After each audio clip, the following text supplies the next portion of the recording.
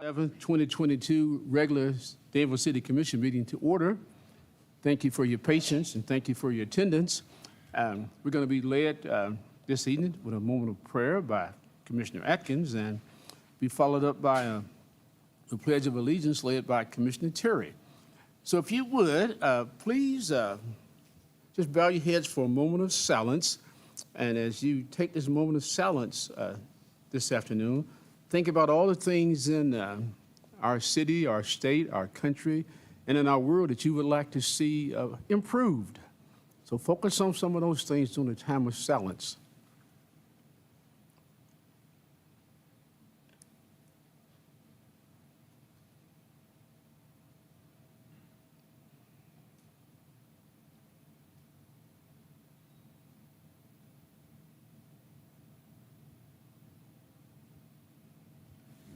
Thank you. Realizing that a minute is never long enough for that. Commissioner Terry?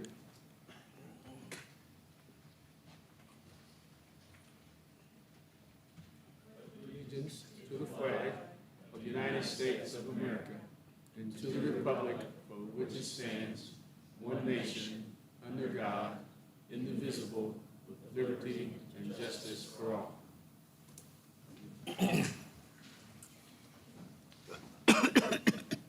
Thank you. Next on our agenda is to approve our agenda, and we're going to approve the agenda. There's been one suggested change, and that is that item number 10 be removed from the agenda, which is a parks project update. So commissioners, with that deletion, unless you have others, we'd like to entertain a motion to approve the agenda as amended. So moved. Oh, second. Okay, thank you. So item number 1 is hear the public, and this time we hear the public for items that are contained on our agenda, and I would ask you to be recognized, state who you are, and come to the podium and speak to us for 3 minutes or less. So is there anyone who desires to speak to the commission about items on the agenda tonight?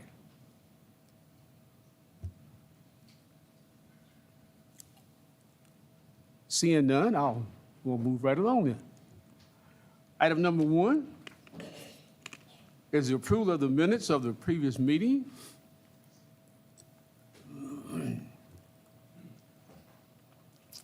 I'll move for approval of the minutes as presented. Is there a second? Second. Any comments, additions, or deletions? If none, all those in favor, say aye. Aye. Those opposed, minutes are approved. Item number 2 is the Kentucky School for the Deaf 200th anniversary request. Paula Meckus and Barbie Harris. Thank you, ladies, for being here tonight.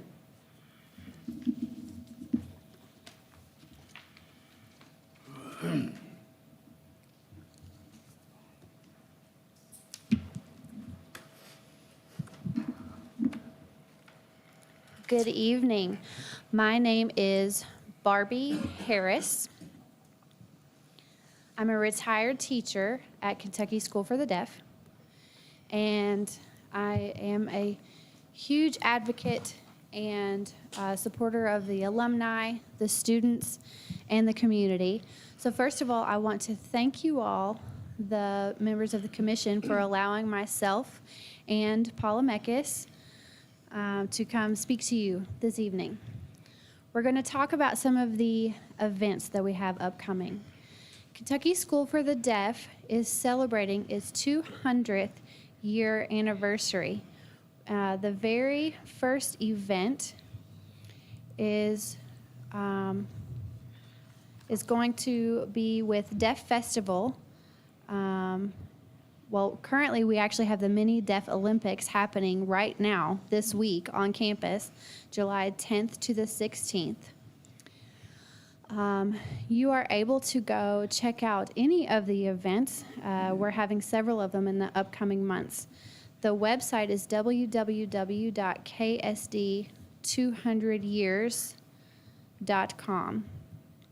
And or you can also go to the Facebook page, Kentucky 200th Celebration.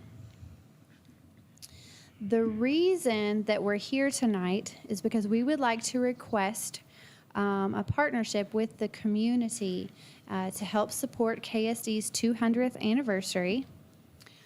Did you all know that it's KSD's 200th anniversary, actually? And we were the first state-sponsored school for the deaf in the United States for the instruction of deaf children.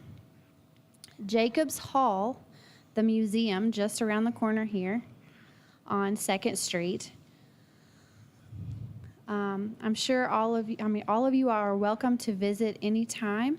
It's a historical museum, lots of rich history documented there. I would love for the city to allow us to put a big banner for the 200th celebration. There is going to be, for example, the Finke Fun Run. It's a 5K run/walk. That we're hoping to have October 22nd of this year. We're also going to have KSD's annual Pancake Bazaar on KSD's campus November 5th of 2022. You all are more than welcome to come and eat all of the pancakes that you want during that event. We're also going to have the Jacobs Hall Museum Christmas tour. It is amazing. I'm not sure if any of you all have ever seen it before, but Jacobs Hall at Christmas is beautiful. That is going to be December 10th and 11th of this year. We're also going to have the Gallaudet Clare Historical event as a banquet honoring the history of the men Gallaudet and Clare, who established the first deaf school in the United States. It was a private school in Annapolis, Maryland. So we will be having a banquet there during Christmas time. The students, alumni, parents, community members, everyone is welcome to come, and there we will be having guest speakers from Gallaudet University, alumni of Gallaudet University, coming to speak at that event. We're also going to have KSD's 200th anniversary celebration gala, April 10th through the 15th, 2023. The gala will be on the 15th, and that is actually being held in Lexington at the Hilton. You all are welcome to join us, support the event, maybe, practice your sign language a little bit. And there will be more information coming about that soon. And then we will be having, like I said, lots of other events that you can see on our website. And again, we're going to have the Deaf Youth Sports Festival 40th celebration, July 9th through 15th of next year. We also would like to request that the corner there on Main Street and 4th, where there's a parking lot there, kind of right next to U.S. Bank, we would ask that we can use that for the KSD as well as our alumni board. We would like to use that space to do some storytelling, bring in some deaf artists to do exhibits, put on some skits, all in celebration of of KSD's 200th celebration. There's some significance to that particular corner. That corner is actually the original site of Kentucky School for the Deaf. that was established in 1823. So we're not just picking that corner randomly. Everyone in the city will benefit from these events and being able to educate yourselves on the history and culture of this part of our community. Thank you. Hello, I'm Paula Meckes. Can you hear me? Okay. I'm a member of the 200th Anniversary Committee, and I'm really part of a subcommittee that's responsible. Our responsibilities primarily are to make contacts out in the community, to seek community involvement, to help celebrate this important milestone in the history of the school. Pre-pandemic, our committee had started making contacts with different organizations, and then we suspended what we were doing because of the pandemic, and we've been waiting for things to kind of, pat down, calm down. And so basically here we are 2 years later, and we're kind of starting up again. And even though things really haven't quite calmed down, but we're starting to get back to business because now we're back, this is the year. We've been working with or have plans to work with different community organizations on various projects. But today, like we wanted to do, is to ask the city of Danville for support and recognition for the 200th anniversary, which is coming up and starting really basically this school year. Barbie's already mentioned about putting up banners possibly in front of City Hall and maybe possibly on the light posts, the little flags. The big celebratory week is actually the week of April 10th through the 15th next year, 2023. That's the week basically of the founding of KSD, the start of it. And we would love to see the city of Danville be able to acknowledge KSD's anniversary that week in whatever ways that the city commission or the city does that. So like you put us on your radar. That same week, same as what Barbie had asked for the corner of 4th and Main Street that week, if we could have that week, to have that corner where the original site, which was called the Yellow House, and the first school for the deaf in the state of Kentucky and in really the region, was right there. So that where we could disseminate some information, have like performances like Barbie had mentioned, and bring awareness to the Kentucky School for the Deaf and its rich history and this community and the state of Kentucky, because the history is throughout the community and throughout this area and the state. That would probably be like a temporary stage that we would bring. It would be like tents and tables, things like that, if we could keep those there for a few days that week. And so the requests that we've asked the city to be are the ones that the city has the ability to grant, and we hope that you feel as we do. The KSD, as a residential school for deaf and hard of hearing children, has been an important part of Danville and this area's history. Thanks for giving us the time today, this evening, to highlight Kentucky School for the Deaf's 200th anniversary. Thank you. Thank you. A lot of great information. I would suggest that you ladies schedule an appointment with the city manager and get these items on our calendar and let us do all our promotion we can through social media to assist you with those things. And from listening to your request, there are several things in this request things that you've listed, I'm sure the city would be more than glad to do. Other commissioners, you might want to make some comments at this time. We normally don't do this, but I think because this is a special occasion, if you all want to make some comments, feel free to do so.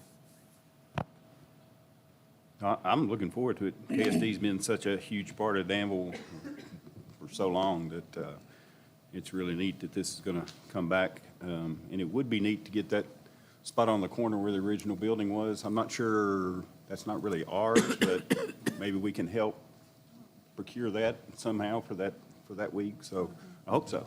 Didn't know that. It was the Yeah. city. Yeah. Other comments? No, thank you all for planning all this, and I'm looking forward to it. Thank you, ladies. Mr. City Manager, there's an application process for the banner, is that correct? Will you get all that information to them? Yeah, we'll follow up with the city Okay. clerk. Okay, moving right along, item number 3, Resolution 2022-07-1101. Mr. Boyd? Good evening, everyone. In front of you, you have a Anthem service agreement for our new health plan. We signed our plan went into effect May the 1st. At that time, Anthem did not have the agreement actually in place and ready to go.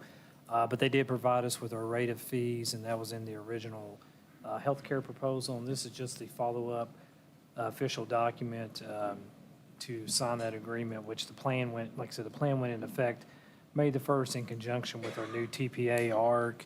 And so staff is just recommending approval of the official agreement with Anthem Blue Cross Blue Shield of Kentucky.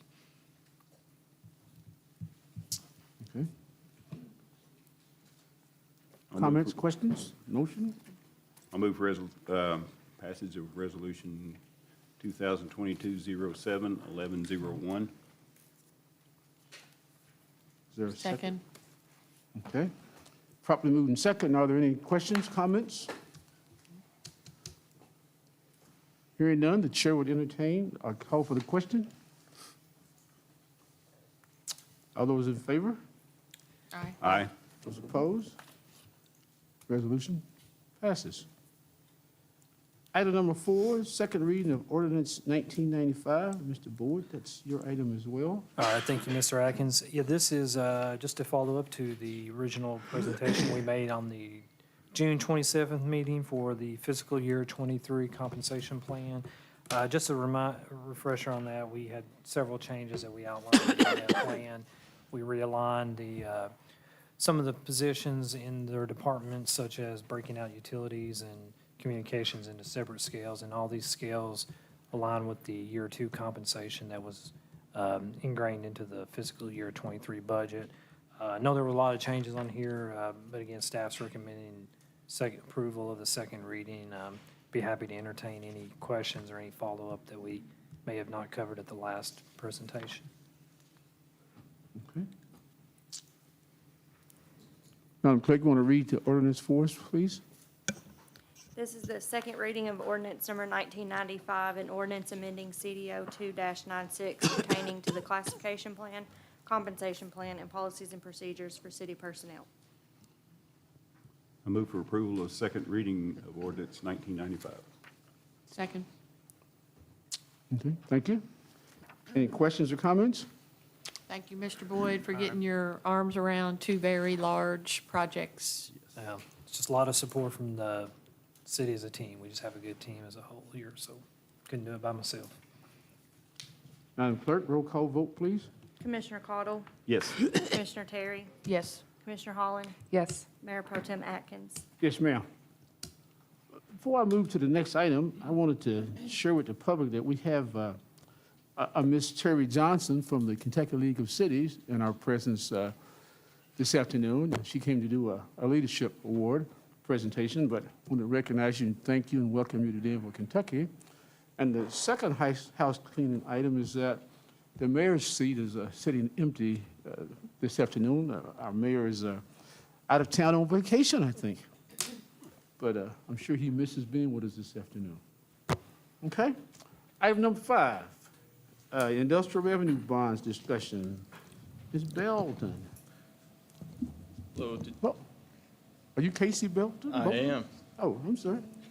Remember, we talked about the discussion of industrial revenue bonds about maybe 2 meetings ago or so, and this is a follow-up. Since then, we've met with Casey and the folks that are involved on that side. We've met with some of the other participants, the schools, and so we'd like Casey to follow up and develop the conversation more fully. Go ahead, Casey. Does everybody have a hard copy of the presentation? No.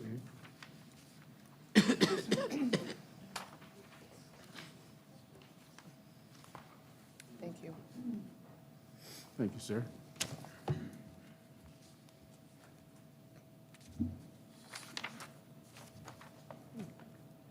Deal.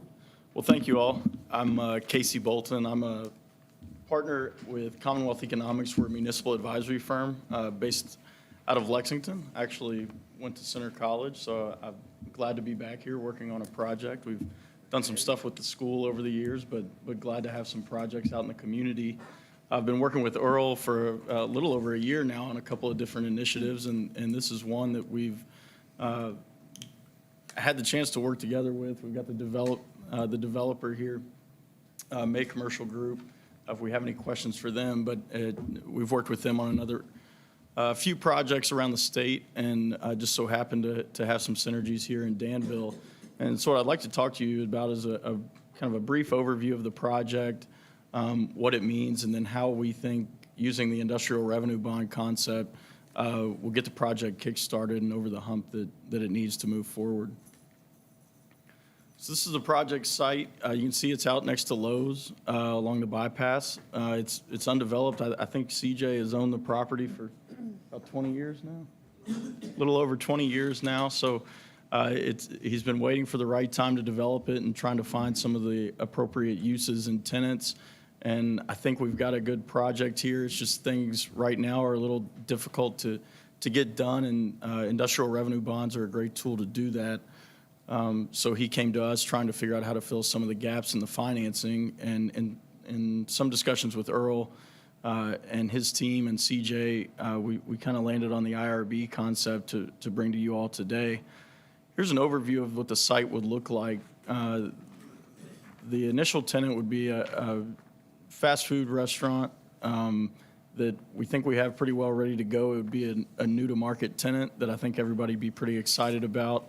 And then we also have a few other parcels here. There's a large-scale retail target tenant that, again, I think if we can land who CJ has in mind, it'd be another new-to-market tenant and somebody that everybody would get excited about. And then a couple of other out parcels for some tenants that CJ has been working with over the past year or so. So that's the layout. It's a little tricky on that site to get access, so there's some significant investment in infrastructure to get the site graded and get some utility and ingress and egress access there. But overall, it's about a $35 million investment, which is pretty significant, with a little over $2 million strictly in infrastructure costs. The fast casual restaurant's gonna be a little bit expensive to build, and the sit-down restaurant will be there as well.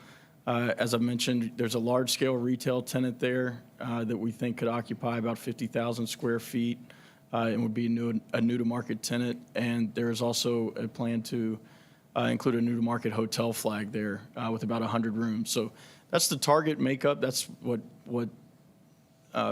fills the space that you see on the layout there with the hotel, the retail, and some of the sit-down and fast casual restaurants. $35 million investment. Obviously, the construction of that has a pretty significant impact. It means a few hundred jobs during construction that are supported with about $16 million in wages. That generates some county and city occupational taxes during that construction as well. That's not insignificant. But we've also looked at the operations of the project. So the construction impact is a one-time impact.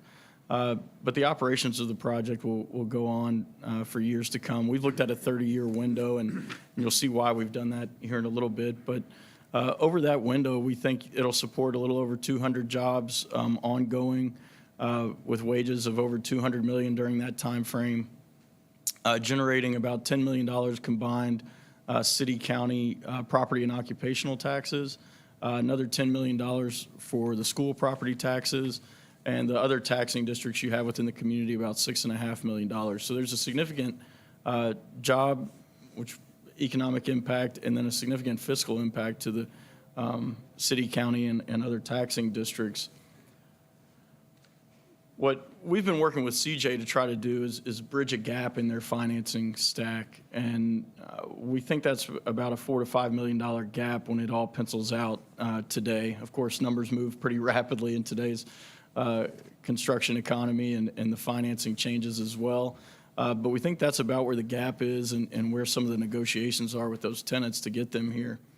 As I mentioned, we've been looking at a couple of different ways to solve this. We've looked at some other programs that are out there, but it really seemed like after some meetings with Earl and the mayor that this industrial revenue bond program might be the most simple, cleanest way to go about it.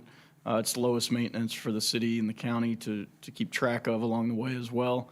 And the word bond kind of gets misconstrued here, so I just want to walk you through really what we're talking about here.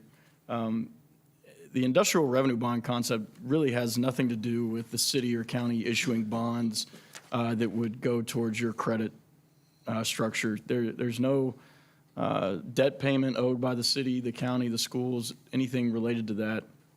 What it actually does is it's a mechanism that allows the city or county to take possession of the property during the life of the bonds, generally a 30-year period. And while that property is in the city's possession, it stays on, it does not go on the tax rolls because it's in your possession. So it's tax exempt because it is technically owned by the city. It's then leased back to the developer for $1 during that time period. So it's really just a papered transaction that allows the property to come off of the tax rolls. In exchange for that, obviously, the property is free from tax burdens, but what is often negotiated is referred to as a pilot agreement, which stands for payment in lieu of taxes.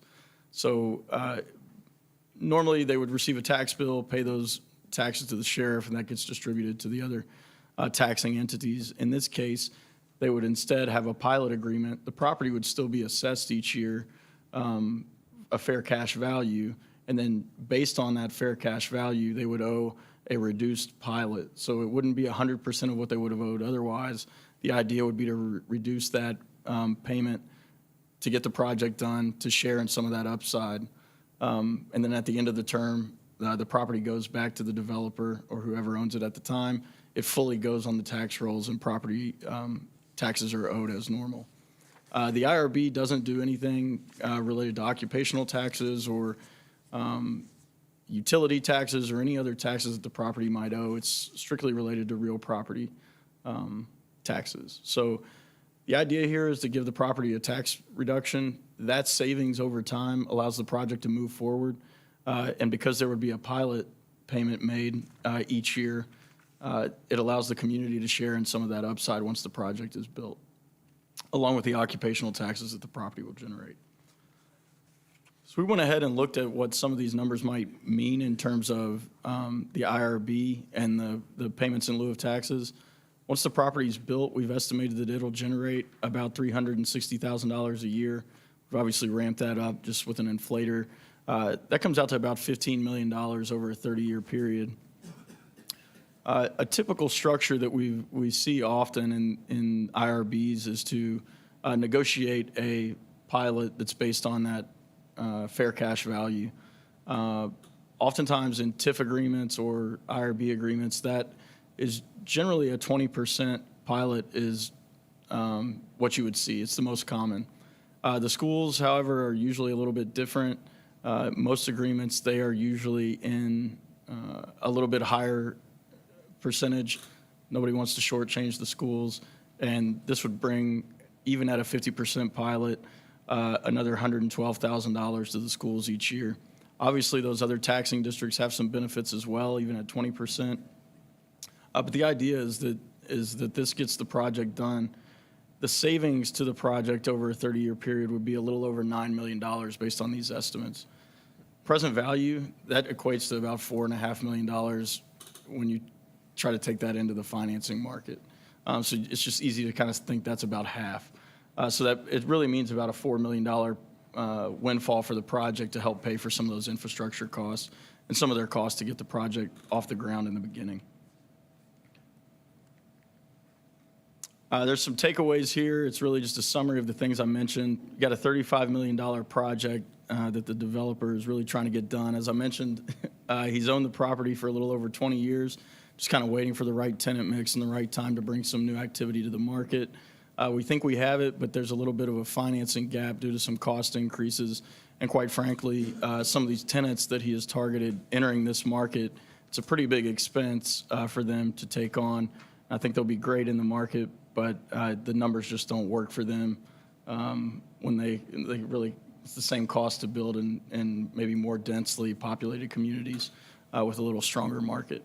We do think these tenants will have the ability to pull from surrounding communities as well, which obviously is a net gain to the Danville and Boyle County community as well. When you combine all the taxes, that comes out to be about $27 million that we think will be generated locally over that 30-year period. So with about 9.5 of it being participated over that 30-year period through the tax savings from the IRB, that's about a $17 million net gain for the county, the schools, and the city, and those other taxing districts as well. So that just kind of demonstrates how the public sector can share in some of that upside by incentivizing the project on the front end. This is a great tool that's used in communities all over the state. Northern Kentucky has probably been the #1 user of the industrial revenue bond program, but it's really gaining traction in other communities. Lexington did their first IRB about this time last year as well. Obviously, there's ongoing annual impact that we looked at there.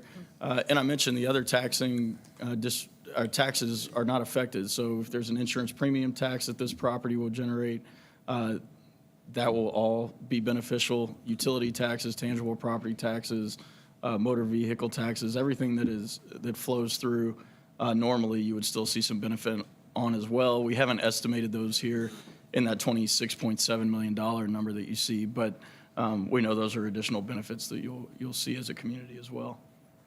Not to mention the overall quality of life improvement with a new hotel and some new dining options and retail options.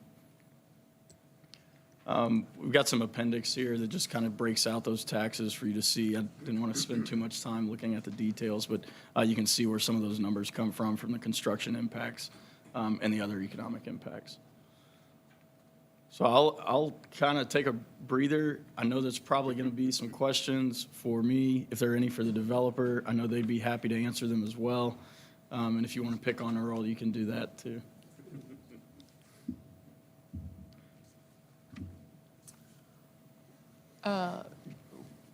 Do we know the current value of the land as it sits? Like what the assessed value is, and do we know that at all? We do. Everything that we've looked at here is additive, so we would look at it incrementally. Right. So the idea would be to look at the improvement. So Right. what we would usually factor into that pilot agreement would be to pay 100% of what the property is generating currently, and then the savings is only on what is added to the property. So the idea would be to make sure that you're not affected negatively that way. Right. So on these larger projects, you have you have infrastructure, hard infrastructure that the developer constructs. Road infrastructure, extension of utilities, there's a large water line that's going up the hill that's got to be relocated, we know that. Traditionally, the developers bear those expenses and doesn't just pay those expenses, but they have to recover those costs out of the property value. And so here, what you're doing is enabling that property value to be mitigated a little bit and recovering the costs through the future increased tax by not adding so much to the tax. The benefit to the city is that the roadways get built, the infrastructure gets done, and the economic activity happens for the other benefits that is contained in the economic development, meaning better access to, so we're talking about retail, better access to retail goods, better access to services such as restaurants and he's mentioning a hotel, so better improved access to those types of facilities.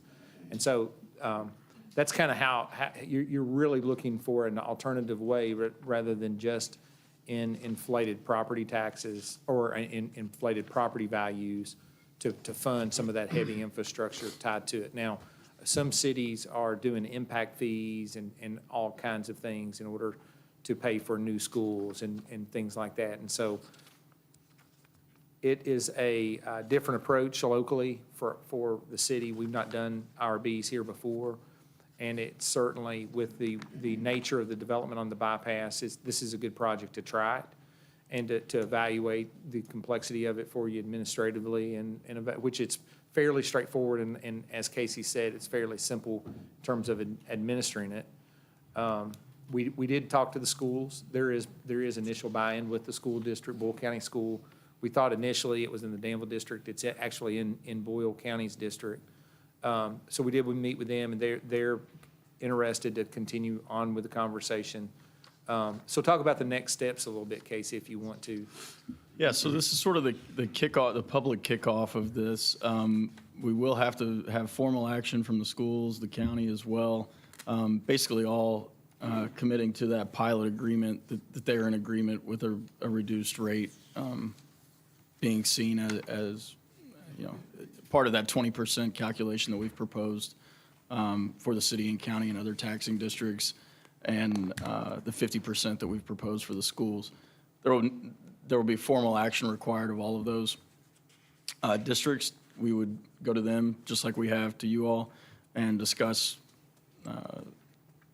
that arrangement and get their buy-in formally.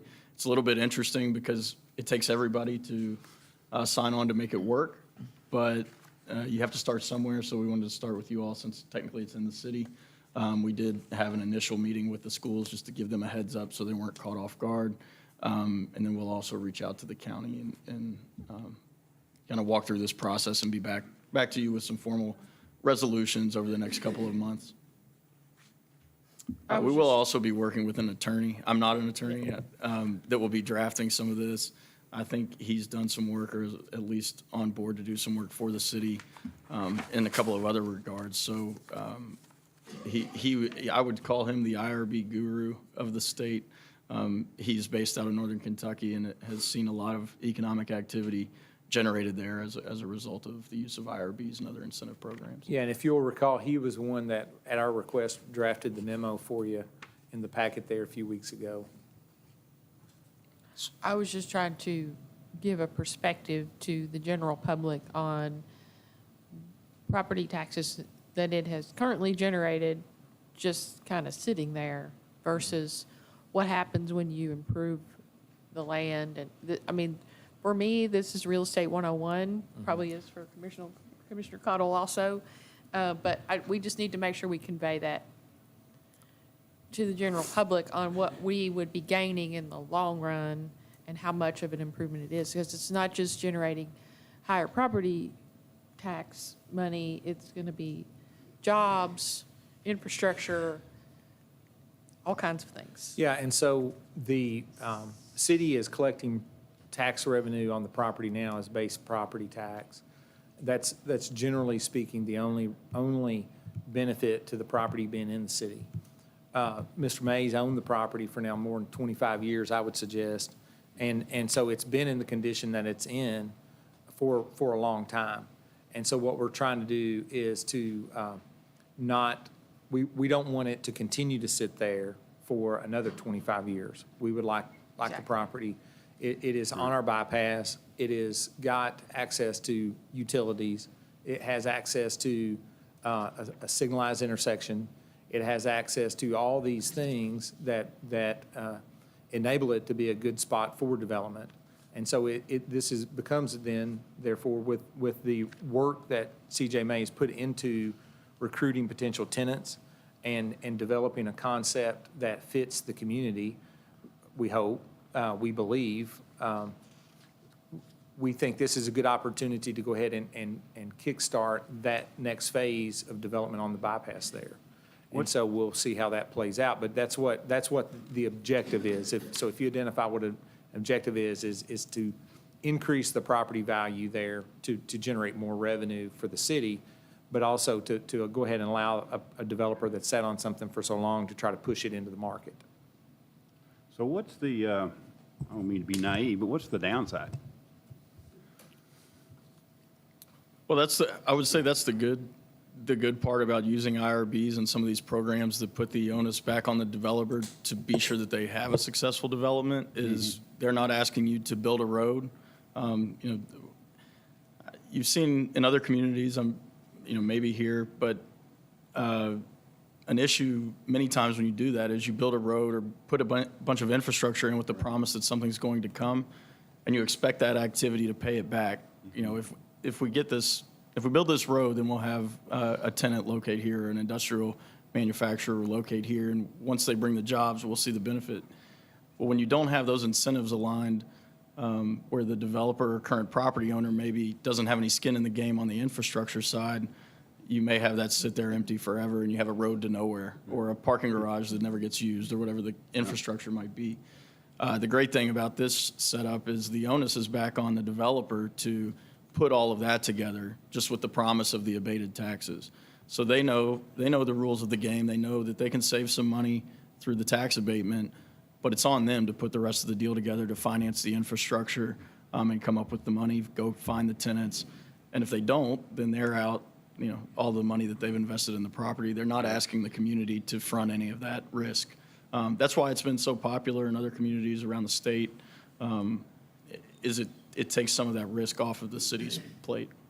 But it demonstrates outwardly for the developer as he markets the investment, in this case, that the community supports the effort and supports the activity and supports his leadership towards his property. So like, we really want to appreciate that and support those efforts where we can. Well, I don't disagree at all. And it seems like Commissioner Terry was saying, even at the reduced rate, these taxing districts will get more than they are getting now from that same Absolutely. property. So, Yes, and to piggyback on, I think the point that was being made is, I think it's probably valued, I'll just say I'm pretty confident it's less than $2 million right now. So you're adding $35 million of investment to that. On the property taxes alone, even 20% of that upside is a big impact versus what it's valued at now. Plus, you're generating occupational taxes during the construction and the ongoing operations of the additional amenities there. Other comments or questions? I guess where do we go from here? So I think the idea is that with a favorable reception, that we would then begin the process formally of drafting some of the legal documents to bring those back to you all, to the schools and the county to look at and get comfortable with, and then have a formal approval. If there was a significant feeling that this wasn't a good idea to at least look at, then we would just kind of pump the brakes. But I think if it's something everybody seems like they could be supportive of, then we would really start the process of formalizing the agreements. So does that answer your question, Commissioner Cottle? It does. About next Thank you. steps? It does. Okay. And does this affect our bonding capacity or financial rating at all? No. Mr. Coffey, you want to make any other comments? No, I appreciate the conversation. It's healthy to do that, and we appreciate the professionalism from Mr. Bolton and CJ May and their group, and it's been very helpful for the community as we've talked to, like I said, we've talked to the schools, and so just the entire presence and their participation's been very helpful, and we appreciate that. Thank you all. If there's any questions, feel free to send them directly to me, pass them through Earl, whatever we can do to help. Thank you. Thank you, you all. sir. Thanks. Next on our agenda is the City Commissioner's report, City Manager's report. Thank you, Mayor, Commissioners. We put a piece of paper in front of you is what we are starting to land on as far as what format we'd like to produce. We'd like to start by saying that in terms of the city manager report, years ago, the city manager report really didn't exist. We relied on department heads to do presentations, and that shifted over the course of time. About 8 or 10 years ago, we started introducing a pure city manager report to the agenda. What that morphed into over time was staff providing the city manager with information and it just being parroted by the city manager. I've steered away from that intentionally. I think the department heads do work. They're the ones doing some of the detail work. And so if you noticed on your agenda, what we've done is we've included updates from, for example, utilities tonight, the fire department, for example, and I know other departments appear at least quarterly on the agenda. So their reports are what the old city manager reports used to be in written form. So all those reports are in writing, and they do summarize the projects that each department is working on or some of their departmental initiatives in summary. Setting that aside, there's always some things that are outliers. And so what we'd like to do is provide those outliers on our sheet of paper. So we have city commission meeting follow-up as one heading. The next thing is important dates. One of the dates that we'd like to highlight, for example, is September 9th. We are trying to land on that date as the second annual, and we call it annual because we don't know necessarily how long we'll do it, but we'd like to have a follow-up symposium to last year's symposium that happened at the end of August. We're targeting September 9th. We have at least 2 participants that we think that would add to the environment by speaking. And so we're trying to finish up with working with one of those speakers, what a full agenda for that day would look like. If you'll recall, last year, it wasn't a full day. We had 5 speakers and then provided some refreshments at lunch. We'd like to do something similar so that we're finished by around 2 o'clock or so. September 9th would be an important date. Disruptions in normal operations.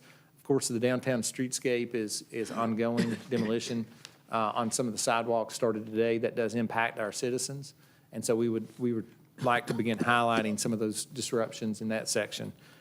Future commission meeting agendas. We know with code enforcement and the chief of police, we've been working on amendments to, for example, the food truck ordinance. We know that is still ongoing. We do anticipate with finance a bond ordinance coming your way soon.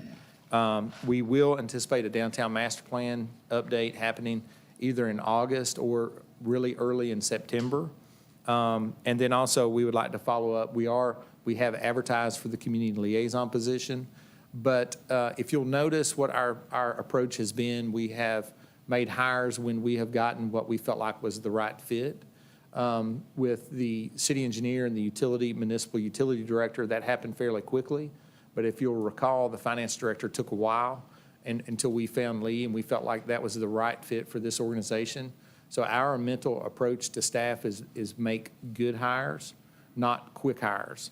And so we are approaching finding that staff person with the same patience as we do other positions. And that is, we have received some applications. We work with HR on those as time passes, and so that's ongoing. Other activities, special activities, the auditors are here this week. They were here some last week, and they'll continue to be. Finance is working through that process. They're coordinating that for the city. Couple other project updates. I'm developing our continuing education plan for myself. As we've talked about with you guys, the foundation of that is having and maintaining peer relationships with like-minded or issued cities that have similar economic issues, similar utility issues, similar population and demand for services. And so we included there a list of cities that we try to maintain a relationship with their city managers. With the vacancy of planning and zoning and dealing with the comp plan, some of the things we've talked about is direct conversations with those city managers that are on that list as far as how they handle issues like that when they come up. So we do reach out to them. We do seek their mentorship. And quite frankly, some of those city managers also reach out to us. And so we do want to maintain those positive relationships because that helps. And so that's one of the methodologies we want to deploy to make sure that we're current, make sure that our ordinances and things like that are consistently being deployed, and that we're not making arbitrary interpretations of things that are not being made in other places, right? We also want to have a quarterly continuing education, what we call an academic opportunity. Now, we do have a professional license that require us to take quite a bit of structured learning to maintain our license, so we do that. But also, we'd like to be focused some on city government, tax systems, economic development, things like that. And so that will be the foundation of our education plan. Moving past that, we do anticipate a newsletter coming up in August, probably be towards the end of August as we transition into the budget year. I know we're closing the books and opening the books and doing a lot of little nuanced things with HR, putting in payroll and things like that. So there'll be a lot to report on, including perhaps a good year-end financial summary in August. Planning and zoning comp plan update. ZoneCo, who has been our counselor for the noise ordinance, they are looking through our zoning ordinance for comments or questions that may make minor corrections, or they would recommend us considering. Some of y'all mentioned that to me, so they are working on that. We anticipate their information coming back in August. KLC will be on site, beginning to work on the comp plan. They will be meeting with staff in September, and hopefully will have their first local workshop in they projected the first week of October, but that's fall break, so we would anticipate the week after that. Then we have talked about a regional cities meeting. Right now, we've had to move that around because of some vacations this summer, and we hope to have that the first week of August, including my own. So we will try to get that on our calendars for you when we know more. The EDA has met several different times. We have recently provided feedback to the EDP on recommended bylaw changes that they are looking towards. If you'll recall, the EDP is considering the recommendation of replacing their bylaws with a reduced number of people on the board, with a reduced organizational structure with an advisory council, if you'll remember some of those words.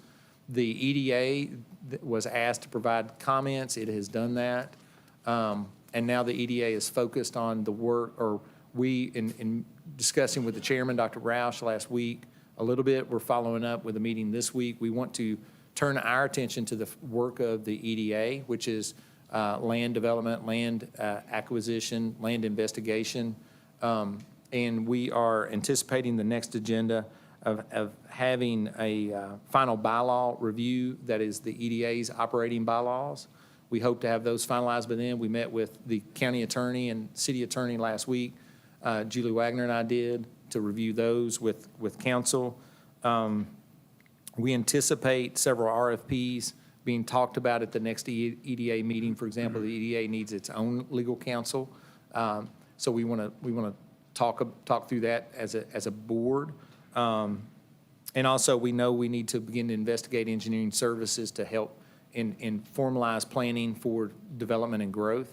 And then also, we know that we will need banking services as well. So we're going to talk about those and anticipate those being the agenda items for the next EDA meeting.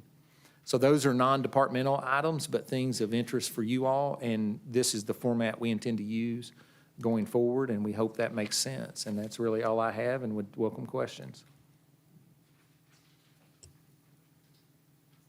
Thank you. That was a lot. I'm glad I have some notes. Yeah. So I'm thank sorry? you. I said that was a lot, actually, so I'm glad I have some notes. Thank you. Okay. Any questions or comments from the commission? When did you say the finalizing the EDA bylaws? Oh, I'm sorry, I didn't Was put a that- date. July 18th, oh, I did, and I just looked, glanced at it. July 18th is the next EDA meeting. Oh, and they're going to finalize their That's what our hope bylaws. is, yes. Okay. Right. And what happened to like all the comments we put in? We've passed all those on to the bylaw committee of the EDP, which is the appropriate home for that. Okay. Yep. What did you say was September 9th? That will be the proposed date for an economic development symposium, Okay. like we had last year. That's what I thought, but I just wrote down September 9th and didn't write anything to say. And Earl, this is not a comment, but a thank you. I appreciate this all being in writing. Yes, sir. Other comments? If not, let's move on to the next agenda item. And this is the time in our meeting where we give the public a second opportunity to speak to the commission. And at this stage, you can speak on items that are not on the agenda. And once again, I want to ask you to identify yourself and limit yourself to 3 minutes or less. And is anyone desiring to speak to the commission on items that are not on the agenda tonight? Yes, sir. Want to come up to the microphone, identify yourself? Thank you for your patience. Sir. My name is Richard Reed. My partner, Stuart Martin, I have, what I'm here about today is we've remodeled and sold about 20 homes in Danville and currently own about 15 rental properties. And we also currently bought Dunn Island with a couple of partners, which we're going to be talking to your tourism board about doing some things with. The issue I have is sometimes when the properties are vacant, the grass will grow, so on and so forth, obviously. And once in a while, we'll get a notice because that property is above 12 inches, and that's okay. We run right out and usually take care of it. On April 21st, there was a notice sent out, as Bridget and your enforcement told me. We never got the notice. Apparently, they went on the 27th and mowed it, which there was a weekend in there too, so there's only 6 days from the date of the notice to when they mowed it. And on the 29th, the property closed because we had sold it to somebody. 702 East Main was the address of the property. And then we get a lien in the mail recorded on this property for $257. Nothing in between. Even if they had sent us an invoice, even if they mowed it, we would have paid the $40 or $50, but now after recording fees, it's $257. And I'm here today not because I'm going to argue that the grass was 11 3/4 inches or 12 1/4. I will concede that the grass, I'm sure, was tall enough to mow. We did not get the notice. And if any of you know my partner, Stuart Mart, he used to own Harrodsburg Tire and such, he'll drive 100 miles to pay somebody $20. That's just how he is. So as soon as it gets in the mail, he sends it to me and we get right out there. Anyways, so that's kind of where we're at. It's not a matter of the procedures or that 12 inches is an appropriate number. Maybe there's something that needs to be a little different. I feel like we're all on the same team. I mean, every time we have a property vacated, we remodel it. That property was on your PVA for $75,000 and we sold it for $212,000. So now you get the added benefit of the taxes. And don't get me wrong, we made money on it too, but just my point is I feel like we should be on the same team, and I really felt like I was kind of swimming against the tide on this. And that was a really, I think, a really short trigger on this one too. I mean, to supposedly get a notice on the 21st and mowed on the 27th. And again, even if they had just sent an invoice that said, hey, we mowed your lawn, pay us $50, I would have paid it. I still would have said I didn't get the notice, but I would have paid it. But it got a little steep once they just sent it straight to recording a lien on it. And of course, then the new owner called and she's panicked because she's never owned a house before. This is her first time. She feels she's worried that what this is going to do to affect her and so on. And so it just created this whole thing that could have really been I really think it could have been avoided or handled in a different manner. So that's my whole comment on it. Richard, I owe you a phone call. You originally called, and I had to go talk to the chief. And we both have been beating our schedules this summer a little bit. And the code enforcement director is not here tonight, for example. So I'm aware that I owed you a phone call. I had asked, or I was under the impression someone had spoken to you briefly. What I would like to do is try to make sure our process for applying that is good. And so I don't have a solution to recommend to the commission. I know the commission may want to talk to you more, but I just wanted to make sure you knew directly from me that I know I have to call you back still. And I don't know what a solution is. I don't know what a solution looks like. What you're saying is certainly reasonable. And it seems like that we can figure out a reasonable solution more permanently. Right. But not just in your case. I don't know what your case, what resolution for your case might look like or recommendation for that. But we will endeavor to follow up with you. You know, I want to say, looking at by Thursday of this week, if you'll give me just a couple of days. Okay. I've got a couple meetings out of town the next couple of days. Sure. But give us to Thursday of next week or this week and anticipate a call from us. Okay. Well, and listening to all of what you were just saying, I'm sure it sounds like you're really busy too. So I understand. I mean, this is, in the big scope of things, I'm sure this is Well, kind of a no, it's small part of modernizing our issue. system, and we want to make sure we do that. Yeah. We've been applying our liens and and that's the way the court system is set up to resolve issues Sure. like code enforcement. But we want to make sure administratively we're taking every advantage that we have at our disposal to make sure we're effective Okay. too. And really, all I was saying is there was about a month gap between when they recorded it and when the lawn was mowed. I honestly didn't know they mowed the lawn. And if somewhere in between there we had just got a notice to say you owe us $40 or $50, we would have saved all the recording fees and that whole hassle of having the record. That was mainly what I was. Yeah, we've done some getting at. adjustments on the utility side. For example, if someone's on the cutoff, we call them now. And there's things like that that we can do administratively sometimes that can save that. And so we will seek out those opportunities, and we'll follow up Okay. with you this week. Okay, I really appreciate your time, Thank and you. hopefully look forward to coming back with some ideas on Dunn Island too, so. Yeah. Good. Can't wait. All right, thank you all. I'd had another property owner, contact me several months ago asking if there's any way we can settle in some way on some of these liens to get them removed so that they can sell the property. And, like every other system, we have our repeat offenders that we are familiar with, and we know whether they're gonna do it or not. But, when someone's name pops up and they're new or something, I just feel like there should be a better process and better communication and Yeah, a we've talked- courtesy call. Yeah, we've talked about it with council, and we've talked about it with the chief, and we want to make sure we're doing, not just correctly, but we want to do a good job, whatever that is, and so we'll try to define that. Are there other citizens in attendance tonight that would like to speak to the commission? Yes, ma'am. And then Ms. Calhoun, you be next. Good evening. My name is Kimberly Van Winkle, and I am a resident on Butler Street, over where Daniel Drive is, across from Cattleman's. And we have an issue, me and Cindy and several of the residents down through there, where Daniel Drive goes into Butler Street toward the park. You have, the city has put in an all-way stop sign there at Erskine and Butler. And the three duplexes down through there, I've tried to get a hold of Josh, several people trying to figure out how we can fix this issue. Because when you come down through there, before you get to the stop sign, you have a Spectrum van that parks on the side of the road right as you top the hill.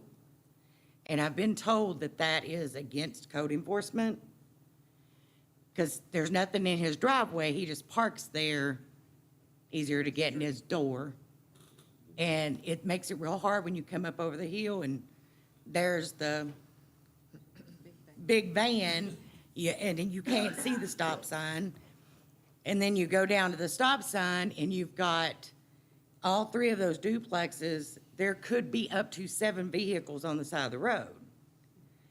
And they're not parking, some in the grass or whatever. My husband actually went fishing and had to take a different route to our house because he couldn't get his truck and his boat down through there. He had to come across the other way.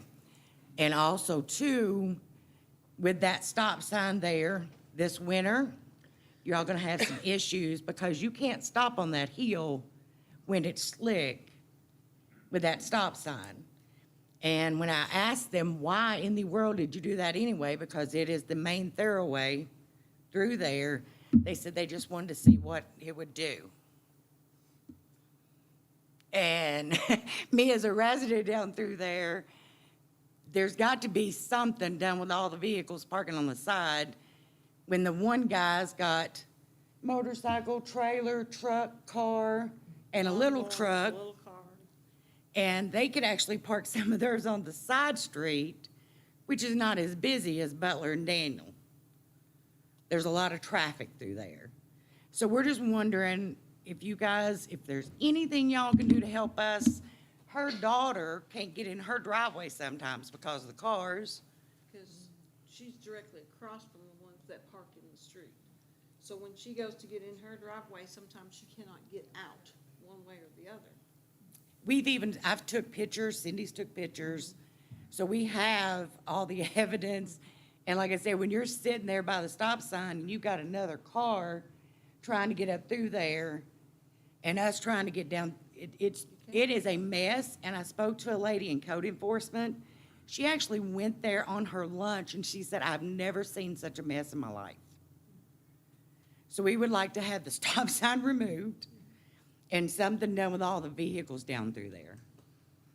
I'm on Cheryl Lane, and then when I come out of my driveway and go toward Butler, then I'm at that stop sign there.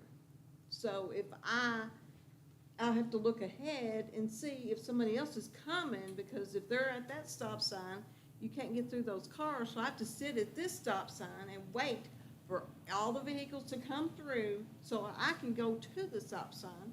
Or if I'm at that stop sign and they're coming all the way through already, I have to wait for everybody to come through so that I can go home. And like I said, we both have taken pictures, so if y'all need to see what's going on, but we would love to have some help with this issue. Yes, ma'am. We will do that, and we're going to refer that to the city manager and the city engineer. Thank you all for your presentation. I just got zapped that your 3 minutes are up. Okay. Thank you. Thank you. Do you all know if you have subdivision regulations that prohibit parking on the side of the street or anything? Somebody, and like I said, I've just been trying to talk to code enforcement. Josh, I don't know if he's here tonight, but I know he's real busy because I've not been able to get a hold of him. And I was told it's against, and I'm gonna be honest with you, my husband parks on the side of our street down through there, but it's not, it's down there where the houses are. So I mean, and like I said, I told him, I said, if we gotta pull that car in the driveway and start moving cars, that's fine with me, because that mess up there has got to be fixed. Subdivision restrictions and covenants are supposed to be on file at the courthouse. If you go in the county clerk's office, they will help you find those. All right. And then what is our recourse after that? Yeah, but still have a And discussion. work with city manager. From any intersection. And this is definitely, you do not have 30 feet. Yeah, the correct, yeah, the Clearly not 30 feet. the correct, Are you speaking on the same subject? Yes. unless the Identify city yourself. commission- Identify yourself, please. I'm sorry. Unless the city commission has granted them that, then the law is 30 feet. Identify yourself, ma'am, Oh, I'm for the sorry. records. Joetta Young. I'm so sorry, Mr. Agnew. That's okay. I'm just keep you legal. All right. the correct thing to do is have one of you leave your name back there with the chief of police, and we'll look into it together and follow up. Yeah, you don't, please don't say it in the mic, but chief's back there and he'll catch your number. Yeah. Okay? Thank you. Yeah. All right. And- Do we need to get And like a usually petition or it's about the anything? speeding. No, going man, down we'll the hill work, too, we'll right? work together on the solution. The We'll see speeding if going there's a down the hill solution. usually? Not really. Yeah. Well, there could be. Yeah, I've gotten several calls about that, yeah. Okay. All right, Ms. Calhoun, you want to Thank come you next, all. please? Thank you. Thank you. Just gonna grab my pen I left up there. Oh, Coming back. Everybody knows me. Do y'all, I need to really identify myself. Well, go ahead, Mr. Hunt. I'm just echoing what they're saying. Yes. I got a son and a daughter live out there. I don't even go around down the drive so far to get to Butler. I go down through Mason or one of them other streets to get around because of all that traffic, how they parked that, and that curve, and that water and stuff. I don't even go that way. I had to go around the other way to get to their house. You know, it's bad down there. It's really bad. And not only that, Spectrum got 2 trucks, 2 vans that they park out there on the side of the road too. They need to get them off the road. You can't get down Mason when that Spectrum truck is parked on one of them corners. It's bad out there, something needs to be done. Thank you, sir. Ms. Calhoun? 3 minutes or less, young lady. It might be 10. My name is Margaret Calhoun, and I'm asking for another porta potty down there at Michael M. Smith, Memorial Park, towards the front. Michael's Hughes van was there Thursday, and they didn't feel like they would have time to go to the other porta potty that's down there by the picnic table with the top to it. We'll cover that with Josh in the morning. Okay. And as you go to 5 Stars and turn left to get on Highway 27 to make a left, it's a bad pothole there. We'll report that to the state, ma'am. The state, Yeah. okay. And it's one on West Broadway and 5th too. That's a city when you one. turn down here on Field Street and hit West Broadway? Yes, ma'am. Okay, and that's it. Y'all have a blessed day, and y'all did a good job on Irish Court. I think that's the name of it. Right down there by the Shannons. They got a nice road now, brand new road. They blacked it all, topped the whole road. Was that a compliment? Yeah. Praise the Lord. All right. Get that report. Yes, ma'am, you're next. We're going to record that compliment. Yes, ma'am, are you next? Good evening, Casey Butler. Not sure if anyone here will have this information, but I have a question about the, is that better? Yes. Question about the lights on the viaduct and how those are designed to operate and when those should be on. Anybody here can address that? Those are dusk to dawn on an eye. Those are, the city helped contribute to the installation years ago, from what I remember. Janet was actually part of that, so her memory may be better, but KU maintains those.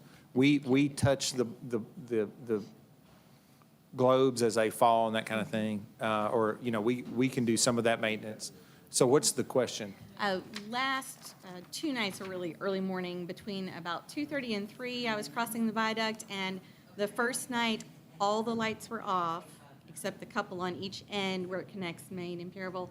And then the second night, the north side, most of them were on, but all the south side were off.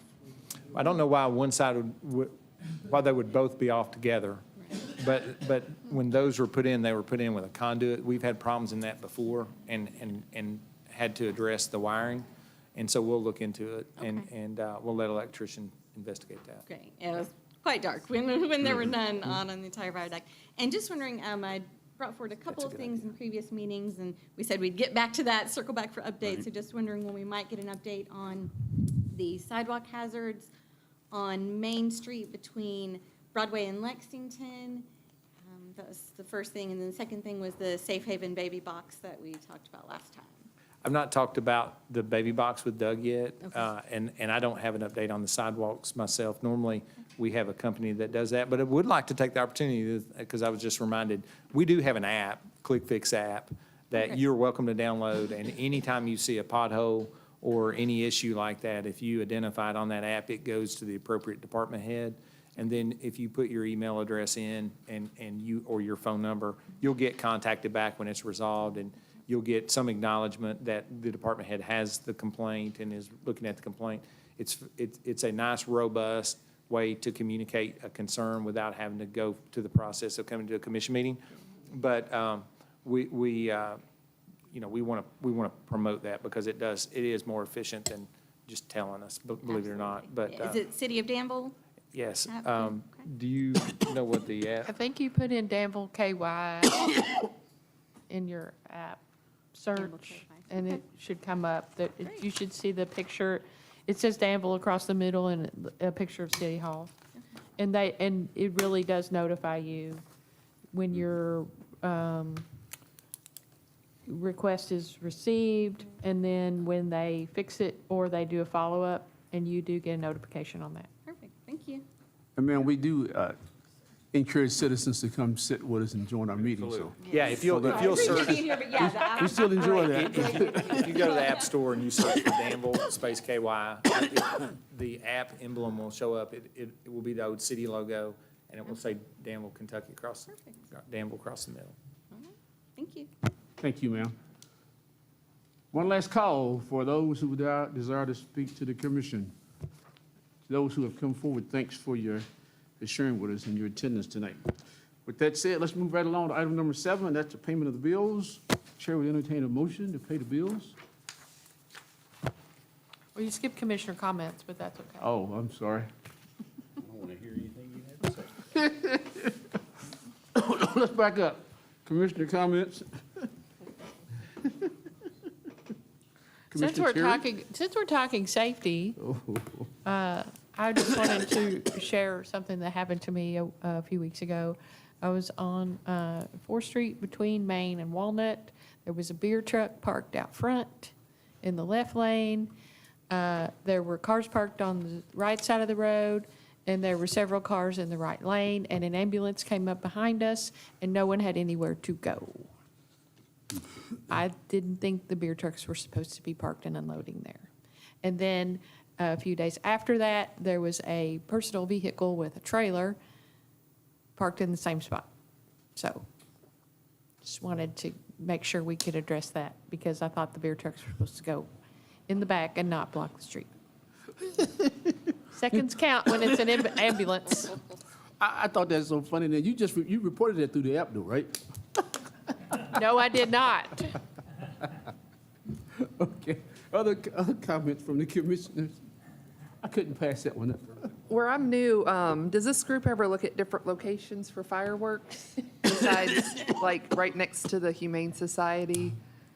I just got sent this horrible video of these terrified doggies, but luckily we had each doggie had a volunteer with it.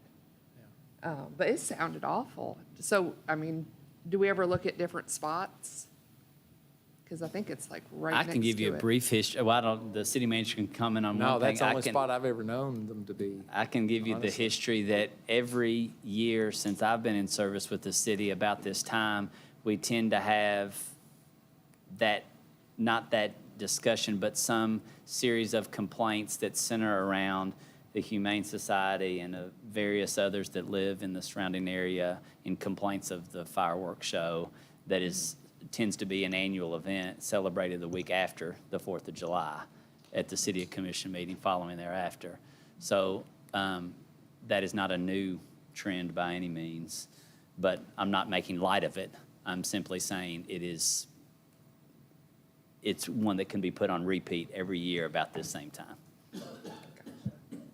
Well, I guess we can bring it up and ask them if there's ever, I don't even know if a different spot at Millennium would be better or not. You know, who knows? So. We'll talk about that as staff, for sure. Other commissioner comments? Thank you all. Item 7, payment of bills. Chair, entertain a motion. I'll move to approve the bill list for $1,202 and $836. I can't see it. Sorry, $836 and 33 cents. Thank you, ma'am. Is there a second? Second. Any questions or comments? All those in favor say aye. Aye. Bill list January 12th is approved. Thank you. Item number 8, Resolution 2022-07-1102, Financial and Utility Building Software. Ms. Compton. Good evening. As you guys are aware, the Finance Department has been searching for a new financial software. Also, the Utility Department has been searching for a new utility billing software. The current utility billing software is approximately 20 years old. It's very outdated. Does actually function a little better than the newer finance software, but they both needed upgrades. Both departments independently created requests for proposals and sent those out. Time-wise, they were about a month and a half to 2 months apart, with the finance software being second. Mine was issued approximately late May and closed in June, and since then, we've been evaluating the submissions. I guess coincidentally or luckily, we had a vendor that submitted a proposal for both. So that was not a requirement for either proposal, but it has kind of worked out in our favor. The vendor that we are currently recommending that you all accept, they submitted a proposal for both, and we independently reviewed those and verified that they would work for each of our needs. Specifically for finance, they have a really good budgeting and analytic section that will allow us to do a lot of tasks that we can't currently do reporting-wise. It'll also significantly create efficiencies in the budgeting process. There are a lot of cool things about it. We can do a lot more electronic. Everything will be much more technologically advanced. It will be much more efficient. Same goes for utility billing. There's a lot of things that they will be able to do that they just can't do now. We had originally budgeted $400,000 in our capital line for this upcoming fiscal year for the finance software. Separately, we had budgeted $48,000 for the utility billing portion. The end budget for this particular software came in total for both modules at $258,400, which is, we got a bit of a discount since we're ideally selecting to go with both. And within that includes the budgeting module. It includes all the finance needs. It includes all the utility billing needs. It includes implementation. It includes unlimited users within the system. It'll allow all the department heads to have real-time access to their budgets. It'll give us a lot more transparency than we currently have with what we have now. And in comparison to some of the other utility billing, correct me if I'm wrong, Marshall, it was a little more expensive on the utility side than what they had originally prepared for, but it was, there was sufficient amount in the finance side budget left over to cover any overage. And I think it's a really good solution for both of our departments. This will allow utility and billing to talk to each other better. They will talk to each other. That's not what we had planned for, but it's a happy in coincidence, or I guess not coincidence, but the solution is going to be a lot better than anticipated. Yeah, I'm excited for it. So good to hear. Any other questions or comments? Chair, entertain a motion. I will move for approval of Resolution 2022-07-1102. Second. Thank you. All those in favor say aye. Aye. Those opposed, motion carries. Thank you. Marshall, utilities update. You ready at the podium? Appreciate that. You got 3 minutes. I can do it in 3 minutes. No, thank you for your time. One thing that, before I get into the actual utilities update itself, one thing that we feel like it's imperative that we go ahead and discuss yet again. It's been touched upon a few different times by Earl and some other folks, but wanted to discuss the pending COLA rate increases for water and sewer. I think it's important to go ahead and touch on that and give a little bit of background and detail on that. So for the folks listening at home, if they're not already aware, in 1998, the city of Danville passed an ordinance, 18-87, that points to a KRS 83A.075. That what it does essentially is it points to CPI percentage increases. It points to cost of living adjustment increases as determined by the U.S. Department of Labor, Kentucky Finance and Administration Cabinet. All that trickles down through your DLG offices, Department of Local Governments, and that's facilitated out annually via letter earlier in the year. And what does all that mean? The city of Danville in 1998 passed that ordinance that said whatever that COLA increase is what we're going to also mirror that with our rate increases for both water and sewer. Typically, that rate increase is usually around 1%, 1.5%, maybe 2%. With all the activity going on in the market, you still got residual effects of COVID.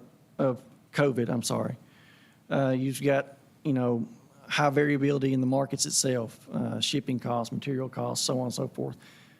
For this year, that COLA value, instead of it being 1 or 2%, it's 7%. So that being said, you're going to have some customers that are going to see that. Well, all customers obviously are going to see that, but some more than others, right? So what does that mean for those customers, and what does that mean for the city of Danville? And we relate those cost increases to what we've already seen from a market standpoint at the wastewater plant and the water plant. We've seen, overall, the utilities have seen more than a $1.4 million cost increase as compared to the last budget. A lot of that is electric. Obviously electric and chemicals are big cost components of our wastewater plant and our water plant. It runs 24 hours a day, right? So any variance in that electric and chemical costs, we're going to see that, right?